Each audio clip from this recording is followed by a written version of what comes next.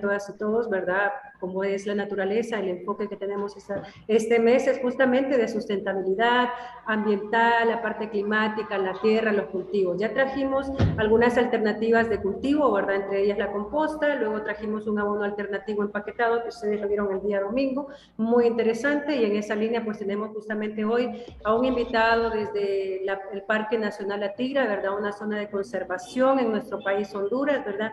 Y él nos va a estar llevando por un recorrido desde la historia, la biodiversidad y otros aspectos interesantísimos, como también cómo debemos de cuidar y aportar nosotros desde la participación ciudadana en lo que es la conservación de nuestra naturaleza a nivel de país y a nivel de mundo donde nos encontremos. La idea también es concientizarnos y empatizarnos con estas realidades, ¿verdad? El cambio climático es ya no es una propuesta futuro, es ahora, ¿no? Ya vemos la tierra tiene reacciones, ya no quiere dar el fruto por igual, ya no se puede cosechar igual, los abonos, los herbicidas, el cambio climático, todo ha hecho un efecto amplio de daño a nuestro planeta Tierra, ¿verdad? Entonces es momento de que todas y todas comencemos a accionar desde las soluciones y no desde esperar a que alguien más lo haga, ¿verdad? En ese sentido, damos la bienvenida también a nuestro querido invitado el día de hoy especial, quien es el director de la Fundación Amitigra, ¿verdad? Y él justamente hace rondas, trabaja, ya nos va a ir contando qué es lo que hace a nivel de protección de esta zona protegida que es la naturaleza. Pues al final somos seres que estamos en pro de cuidar nuestra naturaleza, ¿verdad? Así es que sin más me encantaría, mi querido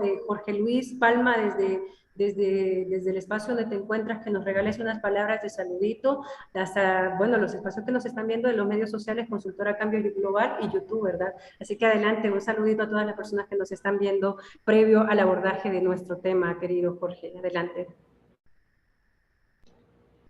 Pues muy buenas tardes, Desiree, qué gusto, gracias por invitarme a participar y gracias a todas las personas que nos van a ver y nos van a escuchar en las diferentes plataformas digitales que se utilicen.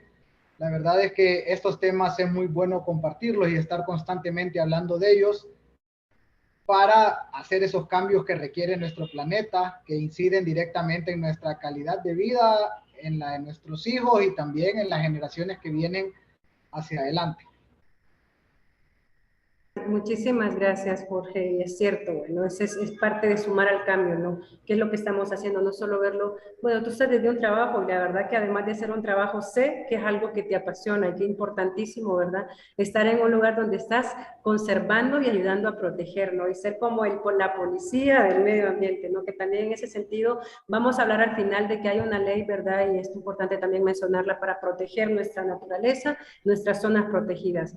Para aprovechar el espacio, mi querido Jorge Luis, me encantaría comenzar a hacerte unas preguntas. Bueno, Jorge Luis, pues ya sabemos que es el director de la Fundación Amitigra, de la cual él también nos va a poner en contexto, ¿verdad? Cómo se va a ir, cómo se fue dando dicha fundación. Pero primero vamos a comenzar justamente desde el Parque Nacional La Tigra, el cual pues es una maravilla del mundo ya, ¿verdad? Así es que me encantaría que nos contaras a todas las personas que nos están viendo desde los diferentes medios sociales, ¿cuándo nace el Parque Nacional La Tigra y bajo qué causas nace dicho parque, verdad? Sin más, te cedo el espacio, mi querido Jorge. Gracias, un gusto. Pues para ir directo con esta pregunta y dejar el año bien claro, el Parque Nacional La Tigra se declara en 1980, que es como cuando nuestro gobierno, nuestro país ya tiene más claridad hacia dónde lleva este concepto que se da en todo el mundo de áreas protegidas. Entonces se inicia con el Parque Nacional La Tigra en 1980, bajo esta categoría de manejo que es Parque Nacional. Previo a eso, el parque ya había tenido otras situaciones de conservación o otras declaratorias. Desde los 50 el parque viene siendo importante por el valor que tiene a nivel del aporte de agua que le da a la sociedad capitalina principalmente. Y igual el parque está distribuido en 4 municipios, así que para otros municipios aledaños como Valle de Ángeles, Santa Lucía y Cantarranas, pues también era un lugar de suma importancia por el valor que tiene a nivel del agua que proporciona a la gente. Sí, me gustaría que nos dieras, bueno, nos diste el contexto atrás de cámara, no nos hablaste de las bananeras, de la minería, como un eje central, ¿no? De cómo se fue dando. Sí me gustaría que sí nos contaras un poquito más de eso, para que las personas vean que este parque tiene un lado histórico, tiene un sentido histórico también, ¿verdad? Correcto. Bien, todas las áreas protegidas en general casi que son como un gusto humano, o hay gente que dice que es nuestra forma de excusar todo el daño que hacemos en el resto de los espacios. También es la lucha de unos cuantos y unos pocos que aprenden a valorar un poco más la naturaleza, entonces deciden crear estos espacios. La Tigra, previamente a ser un área protegida, fue una zona minera. Casi que es una de las principales razones por lo que la capital de nuestro país pasó de Comayagua a donde está actualmente. Porque en el gobierno de Marco Aurelio Soto, pues se inicia con esta reforma liberal de traer las concesiones mineras, y La Tigra es uno de los lugares donde se da una de las concesiones más grandes a la Rosario Mining Company. Entonces, en ese momento, la Rosario empieza a generar mucho movimiento y mucho crecimiento económico en lo que es el pueblo de San Juancito, y ahí empieza a venir mucha gente, que es la gente que empezó a poblar la mayoría del Parque Nacional. El Parque Nacional no tenía ninguna etnia, ni cultura, ni pueblo indígena en él. Los registros más cercanos están allá, como por el Valle de Cantarranas, pero en la montaña en realidad estaba sola. Entonces, cuando empieza toda esta actividad minera, que era lo que principalmente se hacía, pues la actividad minera también usó los recursos del parque, no solo la madera, sino que principalmente el agua, que es de donde abastecían de agua a los más de 3,000 trabajadores que llegaron a ver en San Juancito, trabajando para la minera. Cuando esto sucedió, pues la capital ya estaba en Tegucigalpa, entonces vieron que San Juancito tenía mucho más desarrollo y se hizo una negociación con la compañía minera para que ellos pudieran ayudar a que Tegucigalpa tuviera su primer sistema de agua potable, el cual se construyó en la zona núcleo del Parque Nacional y se conoce como la presa de Jutiapa. De ahí se trajo la primera agua potable hacia la capital. Entonces, si ven el valor cultural de este parque viene de hace más de 100 años, ya que esta obra se instaló allá por 1920. Entonces, desde 1920 el parque viene brindándole agua a la gente, pero antes de eso tuvo un valor económico muy alto. Gracias a él, en el pueblo de San Juancito se instaló el primer teatro, el primer cine que hubo aquí en el país, la primera hidroeléctrica de Centroamérica, la primera embotelladora de refrescos. Entonces era como un lugar muy, muy reconocido por todo el avance tecnológico y el crecimiento económico. Ah, interesante, ¿ven? O sea, todo tiene un sentido y eso también es importante que la población hondureña lo conozca, ¿verdad? Para mantener nuestra historia, nuestra cultura como tal, es importante conocer esos detalles, ¿verdad? Conocer cómo surge, justamente voy hablando del Parque Nacional La Tigra, ¿verdad? En ese sentido también para continuar, me encantaría preguntarte, Jorge Luis Palma, ¿cuál es la biodiversidad que conserva el Parque Nacional La Tigra y cuáles son los beneficios a nivel de naturaleza y recursos que esta tiene, que exista esta reserva protegida aquí en nuestro país, Honduras? Bien, mira, desde la óptica de nosotros que trabajamos en conservación, vemos dos valores para la naturaleza. Hay un valor intrínseco, que es el valor en sí mismo de las cosas por existir, de las especies, el derecho a que tienen. Y luego está el valor que le damos como individuos que obtienen un beneficio de este recurso. Entonces, lo primero, todo lo que nos beneficia, toda esta vegetación y biodiversidad que hay en el parque, pues ese es que genera un clima más agradable. Ahora que hablamos tanto del combate al cambio climático, pues las áreas protegidas son como esa fortaleza y esos lugares donde se da esa lucha a mayor escala, porque los bosques son los que transforman el dióxido, son los que ayudan a regular temperatura, ayudan a regular el ciclo del clima, lluvias, también nos protegen de derrumbes. Entonces, eso en sí mismo es lo que nos está dando el parque. El parque a todos nos ayuda a vivir, sobre todo la población de la capital y todos los pueblos de 3 municipios que están aquí en el distrito. Ahora, ¿qué biodiversidad hay? Si hablamos en números, pues tenemos alrededor de 22 mamíferos, entre pequeños y grandes, sin contar los mamíferos voladores, que son los murciélagos y los roedores. De esos mamíferos, como el grupo que más resalta o los que siempre nos llama la atención a los humanos, pues son los felinos. Y en cuanto a felinos, de los 5 felinos que habitan en nuestro país, en el Parque Nacional todavía viven 4. Únicamente no está el jaguar, que posiblemente hace mucho tiempo estuvo, pero debido a las actividades mineras y a la presencia de los humanos, pues lo extirpamos de la zona, ya no está. y ya no hay posibilidad de que llegue tampoco por el contexto actual que tiene el bosque. En cuanto a aves, tenemos más de 230 especies de aves, entre migratorias y residentes, siendo entre como las más populares entre la gente el quetzal, los tucanes verdes, los jilgueros, las pavas, las codornices y los colibríes. Si hablamos ya un poquito de la vegetación, voy a ir con un grupo específico también, porque generalmente si yo dijera una asterácea, o dijera una compuesta, son cosas que la gente no va a asociar. Entonces, con las orquídeas, que es como un grupo que nos gusta mucho y que lo conocemos bastante, hay unas 131 especies distintas en el parque, lo que es un número considerable, pues para Honduras tenemos unas 648 especies. Entonces, estamos hablando que un 15-20% de las orquídeas del país están en el parque de manera natural y en buenas poblaciones.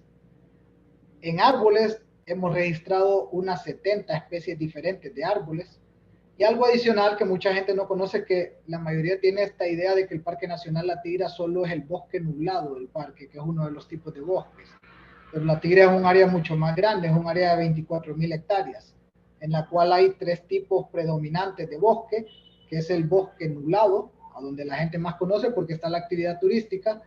Luego en la parte media tenemos el bosque de pino y diferentes asociaciones, pino con encino, pino con liquidámbar.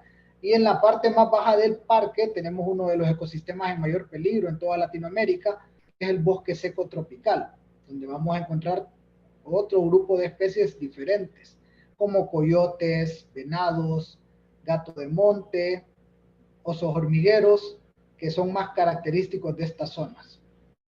Entonces, si lo ves, como hay mucha biodiversidad, todavía estamos estudiando muchas cosas, pero aparte toda esta biodiversidad es la que hace que el bosque funcione, es la que hace que haya dispersión de semillas, es la que hace que árboles de ciertas especies crezcan en otros lugares más lejanos, y además es la que ayuda a que haya un equilibrio en estos espacios. Entonces, gracias a eso, pues entonces tenemos el bosque, y del bosque recibimos nuestra agua, casi todos recibimos agua de ahí, sí, y el oxígeno, que es claro, sin plantas y sin la parte también de plantas o de especies que están en el mar que hacen fotosíntesis, tampoco podríamos tener oxígeno. Totalmente de acuerdo en eso. Y es ahí donde entramos nosotros, ¿no? Porque realmente quienes estamos llevando todo esto somos nosotros.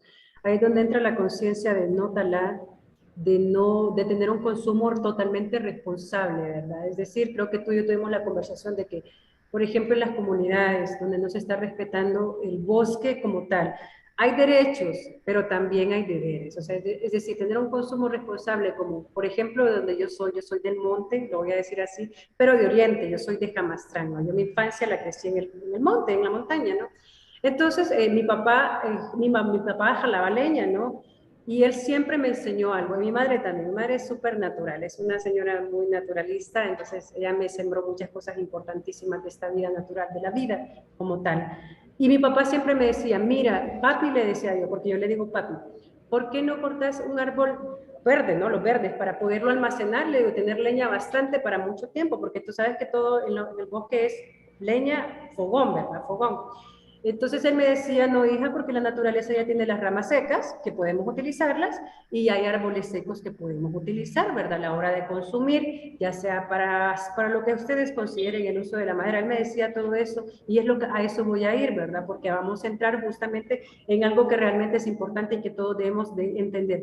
Podemos hacer uso de la naturaleza, pero medido, porque el uso desmedido, el sobreconsumo, es el que nos tiene con los problemas. Ya la biodiversidad está desapareciendo, que el oxígeno ya es menor, porque hay que decirlo, de hecho en algunos países ya se está vendiendo el oxígeno, y esto en China, ¿no? Lo están vendiendo justamente ya en distribución de empaquetados, enlatados, y eso ya es preocupante, porque ya es un aviso para todas y todos, ¿no? Esa es la parte en la que yo quiero ir. ¿Qué tanto ustedes dentro de las zonas, porque ustedes tienen un grupo, ¿no? Tú tienes rondas, tú tienes como una policía de la tigra, ¿no? Lo podríamos llamar así. Es ahí donde yo quiero entrar en la parte ya más de protección. Es decir, Existe una forma de cómo decírtelo. Tienen estrictos procesos, por ejemplo, ¿no? De la sobrepoblación que hablamos, de permisos de construcción cerca de las zonas, cuáles son, y me gustaría conocer también si hay sanciones legales. Nos gustaría, porque eso sería que toda la población hondureña lo sepa, ¿no? Si hay sanciones legales, si hay tala, por ejemplo, o si se va a construir sin permiso, cuáles son las consecuencias legales y los procesos estrictos que ustedes tienen, tanto de construcción como de tala ilegal o de lo que se presente a nivel de daño de la zona protegida, ¿verdad? Eso me encantaría que nos comentes a todos y a todas, mi querido Jorge.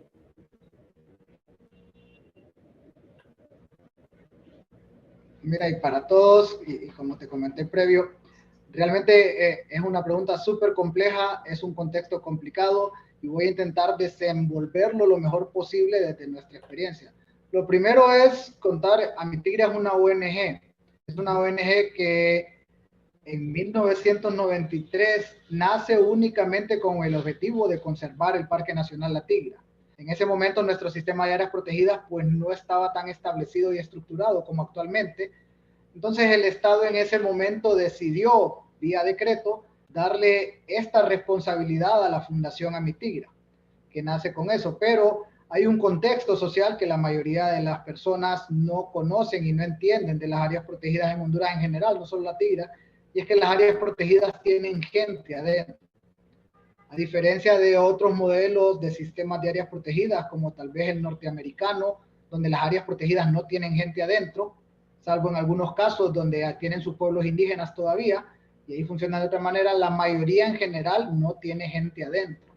En el caso de nuestras áreas protegidas, y en particular La Tigra tiene más de 84 caseríos adentro de ella. Caseríos que son catalogados como área rural dentro de las estructuras de nuestro gobierno, nuestras alcaldías. Entonces es aquí donde se vuelve muy complejo. Puede haber un interés, puede haber normativas, puede haber una intención de conservar un espacio, pero hay que entender que a donde llegan los humanos o donde vivimos los humanos hay un uso del recurso. Y hay una situación y es que no podemos querer que todas las personas piensen como nosotros. Van a haber unas tal vez como lo que comentabas como tu familia, que es consciente de manera espontánea sobre el valor del bosque y cómo manejarlo, pero la mayoría no son así. Y sobre todo la gente que tiene otras raíces, como si traes a alguien del sur que aprendió a descombrar para sembrar maíz y lo pones en una montaña, va a ser lo mismo. Luego, si tenés gente que depende de la madera para cocinar, esa gente tiene que sacar madera. Y es cierto, en el bosque hay ramas que caen, en el bosque hay árboles secos, pero si tenés una población muy grande, si tenés 30,000 personas, las 30,000 no van a lograr sobrevivir de agarrar ramas secas, porque las ramas se acaban. Entonces tenés una desproporción entre la demanda de recursos y el potencial que tiene el bosque para brindar el recurso. Entonces empieza la degradación, que es lo que pasa en el parque en su mayoría, y no solo pasa con el bosque, porque dentro del parque hay más de 60,000 personas, estamos hablando de unas 6,000 casas. Todos ellos en general, la mayoría, un 90% cocina con madera.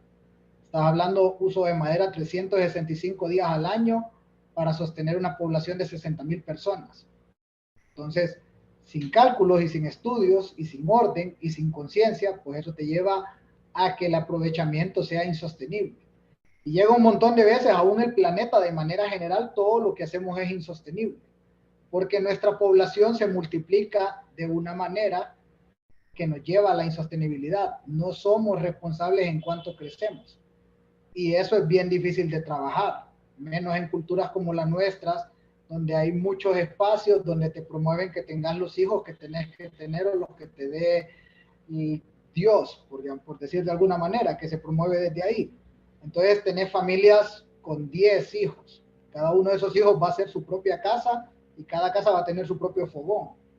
Entonces, si te das cuenta, es una bola de nieve que solo va creciendo y aunque tengas reglas y normas, eso no se va a detener. Lo ideal es tener espacios donde no haya gente, porque de igual manera donde hay gente, llega la gente y lleva sus propias plantas, lleva sus propias flores. Estos se convierten en especies invasoras o especies exóticas que afectan el ecosistema. La gente lleva gallinas, la gente lleva perros, la gente lleva gatos. Los gatos cazan aves silvestres, los gatos cazan pichetes, cazan serpientes. Y va a ser imposible que en un área rural una persona tenga encerrada un gato o que tenga encerrados sus perros, que es algo que pasa bien común en el parque. Yo estudio los mamíferos silvestres, pongo cámaras y lo que más me sale son perros. Perros que terminan cazando cuzucos, y que me estoy metiendo en un lío porque todos los que nos van a ver van a decir que si tengo algo en contra de los perros, y como el perro es algo que amamos, decir cosas en contra de los perros genera ya una fricción con la gente. Entonces, si ves, el humano en realidad casi que no lo podemos detener. Los bosques y la naturaleza en general no tienen problemas. Quienes generan problemas somos los humanos con nuestras necesidades y nuestros gustos. Entonces, hacia apuntar en realidad que, por ejemplo, la tira nos preocupa un montón desde nuestra perspectiva y años de experiencia y estudios. Nosotros creemos que el parque va a desaparecer, sobre todo por la principal amenaza que mencionaste antes, que son las construcciones. Bueno, un ejemplo claro de eso creo que sos vos. Tu familia es de Jamastrán y terminaste aquí cerca del Parque Nacional. Entonces, ves que hay una conducta social del humano de ingresar a los espacios, invadirlos y transformarlos. Y la tigra, eso es lo que ocurre. Casi toda la gente de la ciudad capital ahora quiere vivir en muchos bosques que a veces por desconocimiento son parte del Parque Nacional, de la zona de amortiguamiento. Y nosotros pasamos aquí intentando detener todo ese avance a través de nuestras opiniones ambientales de que ya no es posible seguir construyendo, pero hay mucha presión porque, por ejemplo, para los alcaldes, seguir construyendo representa mayor pago de impuestos para su alcaldía, tener más vecinos que votan en las elecciones. Entonces a ellos no les interesa si se conserva o no el bosque. Ellos están pensando en ellos y en el movimiento social o las demandas sociales, sin entender que al final, si dejan que la sociedad actúe de manera inconsciente hacia estos espacios, pues están llevando al final a sus municipios, porque de ahí obtienen su agua, de ahí el clima es agradable, de ahí es que agarra valor turístico estos lugares, pero si lo llenamos de casas, pues se va a convertir en otra ciudad como la ciudad capital.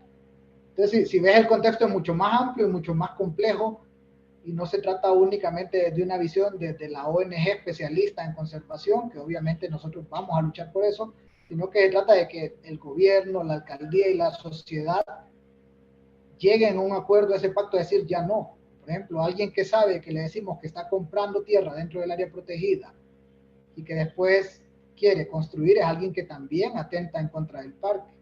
Lo que debería suceder es que al que le venden ahí, digan, no, yo no voy a comprar ahí porque es un área protegida. No, yo no voy a construir mi casa ahí porque es un área protegida. Pero cada persona que yo recibo aquí, todas ponen el mismo argumento y dicen, solo es una casa, mire que yo necesito. Entonces, de esa manera, el bosque se pierde. Por eso, desde nuestra institución y desde mi puesto, pues responsablemente intento denegarle a todo el mundo todo para intentar que el bosque se mantenga. Porque si no, después lo primero que me dice cualquier otra persona es, pero ¿y aquel por qué sí pudo y yo no? Y así se va llenando el espacio de casas, y con las casas, como te digo, vienen todas esas alteraciones. Viene la construcción de carretera, se ilumina toda la carretera, donde tal vez pasaba un mico de noche, que es un mamífero que solo sale en la noche, pero como ya lo iluminamos y ese tal vez era el lugar donde él iba a comer, él ya no va a ir porque sus ojos son muy sensibles a la luz. Entonces, aunque no querramos y digamos que nuestra construcción es lo más amigable ambientalmente, lo mejor que podemos hacer por los espacios naturales es no ir a vivir a ellos. Sí podemos irlos a visitar como turistas y disfrutarlos, tomar fotos, promover que la gente vaya, pero no querer vivir adentro de ellos. Entonces es algo súper, súper complejo que para Honduras en realidad todavía no hemos encontrado una solución, y sí tenemos una alta preocupación porque no hay como una salida. Y también hay que entender que la necesidad humana se antepone siempre al derecho de la naturaleza.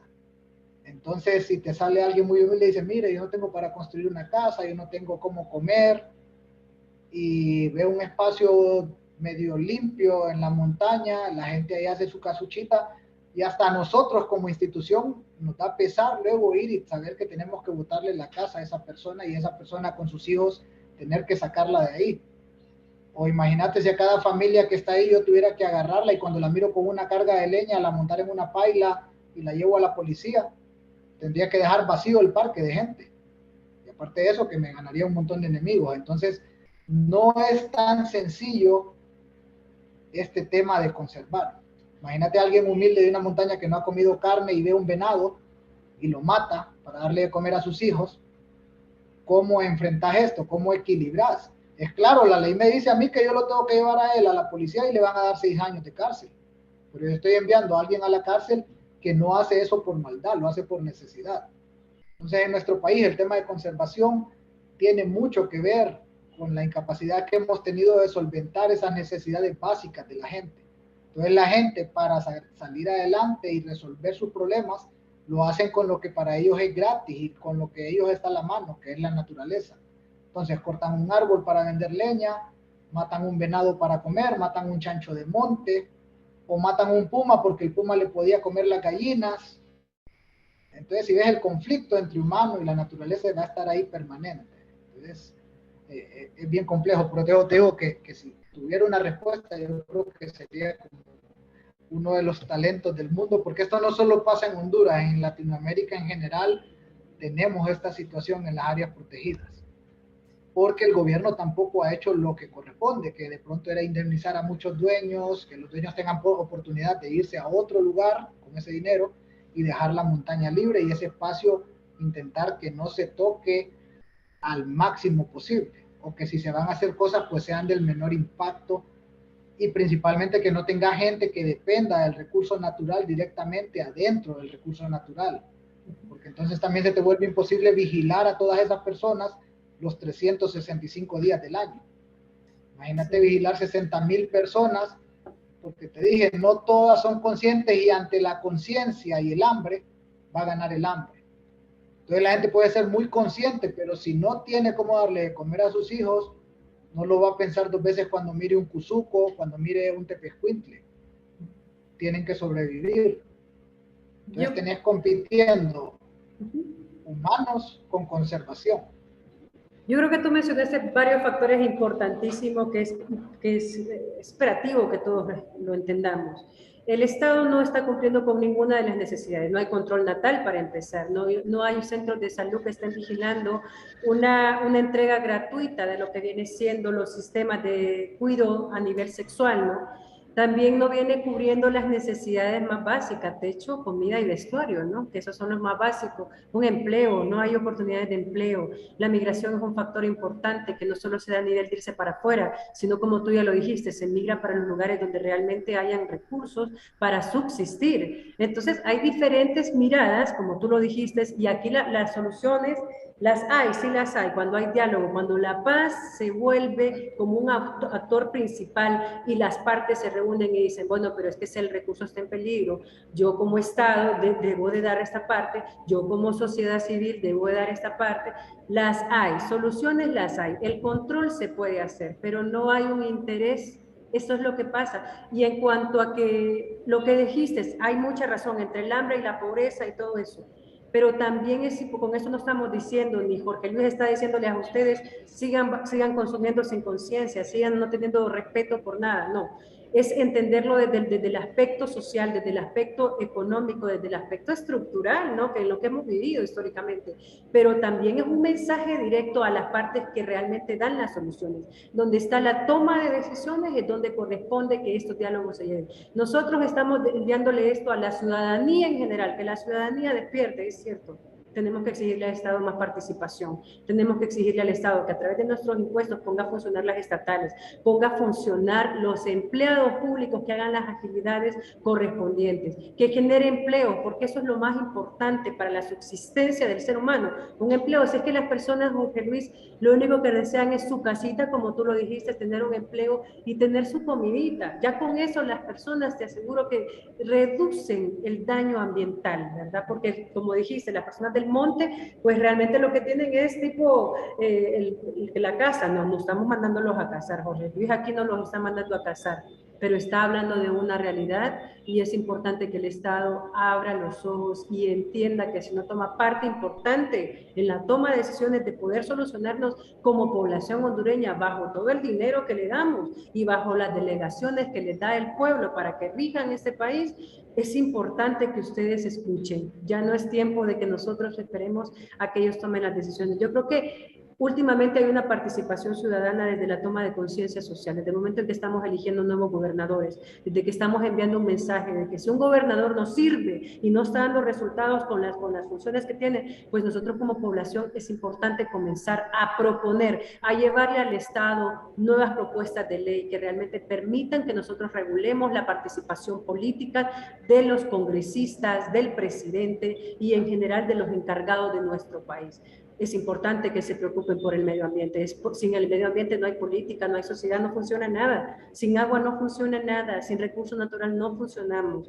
Entonces el foco principal que ahorita nos debe preocupar es más esto, que quizás, no sé, que quizás el ego, que quizás es la ambición, que si se acaba el agua, por mucho dinero que tengamos, por mucho poder que tengamos material en esta tierra, no podemos subsistir. No va a haber, no va a servir, no sirve de mucho. Si tú tienes demasiado dinero, no va a servir si no hay agua, si no hay oxígeno. Entonces es importante que realmente nos retomemos, nos remontemos a la acción, tanto ciudadana como la gente que la sociedad civil elige, porque el Estado y la sociedad civil son uno solo, que se ha hecho creer que no, pero realmente ambos se necesitan.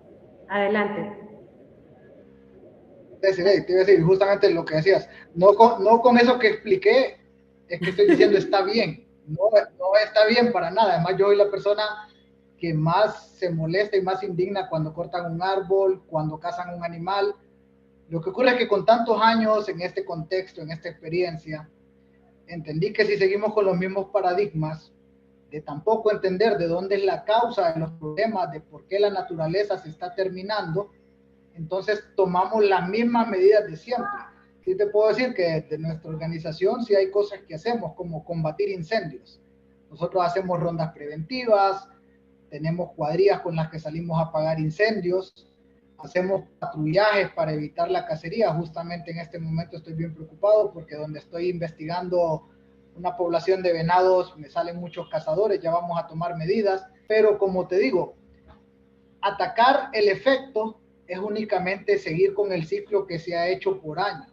No entender la causa es no aportarle nada diferente a mi sistema de áreas protegidas, a mi parque nacional, y seguir cometiendo los mismos errores que se han venido cometiendo. Esto tiene que cambiar, porque si no, lo que va a pasar, yo puedo estar patrullando y peleando y luchando y corriendo riesgo, enfrentando gente cuando hace esto, pero si yo no entiendo por qué la gente lo hace, si yo no le ayudo, la gente lo va a seguir haciendo y de nada me sirve llevar 3 cazadores mañana a la cárcel porque pasado mañana tengo 3 nuevos. Entonces seguimos dando vueltas en el mismo círculo y eso nos hace ver también ineficientes, como personas que no generan un cambio real en su sociedad. Entonces el cambio real, como sí lo mencionaste, yo estoy totalmente de acuerdo, nuestras autoridades, aún nuestras entidades ambientales, a las cuales yo le digo esto mismo, tienen que en verdad empezar a hacer las acciones que corresponden. Porque si no, todos estamos en riesgo. No solo hablo de mi perspectiva porque me gusta la naturaleza, hablo de porque mis hijos dependen del oxígeno que producen las plantas, mis hijos dependen del agua también, mi familia es igual, entonces hay que tomar medidas serias y contundentes. Así porque es. Si no, el parque, yo te digo, en 10 años yo he venido viendo cómo se ha venido deteriorando, sí. Y hemos venido deteriorando cada vez más en lugares donde ya no encontramos animales, por lo que te decía, ahora encuentro otras cosas, o encuentro más casas y los animales ya se fueron. Y yo ya sé que hacer más de lo mismo solo va a seguir promoviendo lo que ha venido ocurriendo. Sí, entonces por eso también le explico esto a toda la gente que nos ve, para que entiendan ese contexto, porque muchas veces desde afuera, el que ve dice, no, pero es que es bien fácil, solo es de meter presa a la gente que corta árboles. Entonces yo te digo, ¿cómo vas a meter a todas las familias que dependen de la madera para cocinar? En realidad la solución es que el Estado debería ya de haber creado formas de darle energía más barata a todas estas personas para evitar que sigamos usando leña. Y eso no ocurre solo aquí en La Tigra, es en todo el país. Si vos te mueves al sur, la gente sigue cocinando con madera.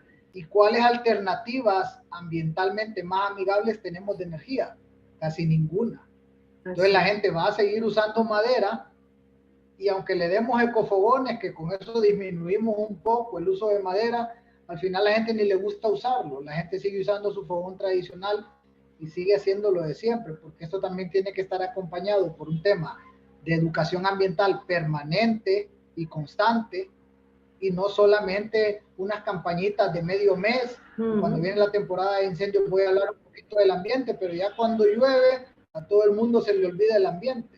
Totalmente. Entonces no podemos seguir haciendo más de lo mismo, y los que estamos en ambiente tampoco deberíamos de estar promoviendo que se haga más de lo mismo, porque nosotros que estamos adentro, en el campo, enfrentando estas situaciones, lo entendemos y sabemos que esto no va a cambiar si no cambiamos la forma de actuar y si no empezamos a hacer cosas que sí sabemos que se tienen que hacer.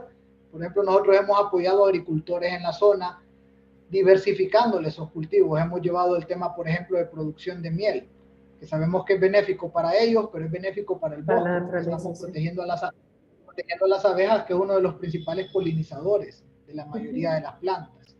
Además, la gente se concientiza que para tener abejas y que las abejas produzcan miel, hay que tener flores, y las flores son parte del bosque, entonces tenemos que evitar que el bosque se queme.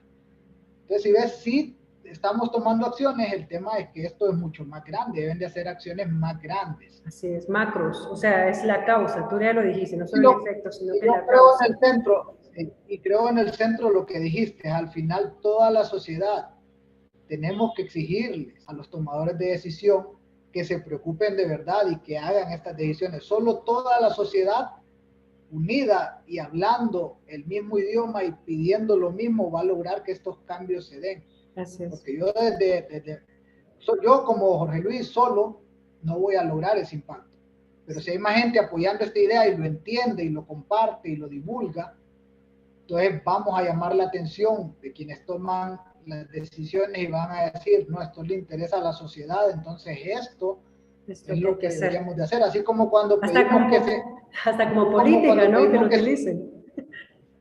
Sí. Es como cuando pedimos que se bacheen las calles, y como la gente sabe que si bachean las calles vamos a estar felices, es lo mismo. Si pidiéramos de la misma forma y con el mismo ímpetu que se rescaten y se protejan de verdad nuestras áreas protegidas y que ganemos más áreas protegidas, porque yo te digo, tenemos 91, pero no hemos ganado más. Así es. No hemos declarado más. Entonces, si pidiéramos más, te aseguro que habrían políticas y mayor inversión de recursos en el tema de conservación, y eso nos llevaría a realmente tener mejores resultados. Así es. Bueno, muchísimas gracias, Jorge Luis, ha sido muy amplio. Quiero agregar también que hay una ley ambiental que es, y bueno, condena a los taladores, cazadores ilegales. Vamos a seguir hablando más, este es el primer tema, porque para mí creo que Jorge Luis tiene más que darnos, más que enseñarnos herramientas que son fundamentales para toda la población hondureña. Muchísimas gracias, vamos a continuar en el enfoque de sustentabilidad, así es que te vamos a tener por acá, espero que aceptes más invitaciones de nosotros, mi querido Jorge, así es que gracias a todos los que nos acompañaron desde la consultora Cambio Global, Miradas Colectivas. Ha sido un honor el poder llevar con ustedes este valiosísimo programa para todos y todas las personas que nos están viendo y sobre todo para la población hondureña generando conciencia y conocimiento. Muchísimas gracias, Jorge, por haber